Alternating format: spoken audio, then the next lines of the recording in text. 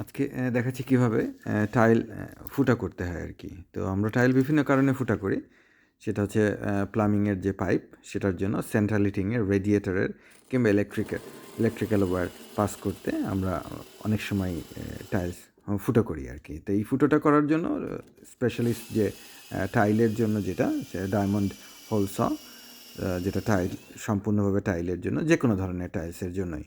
তো শুরুতে just drawing করে আপনি একটা টিম্বার ফেলে কয়েক ফোঁটা পানি দিয়ে জাস্ট আস্তে আস্তে কয়েকটা টার্ন ঘোরানোর পরে যখন মোটামুটি একটা মানে টাইলসের ওপরে যখন একটু স্কোর হয়ে যায় তখন ফুল স্পিডে আপনি ফুটোটা করে ফেললেন আর কি।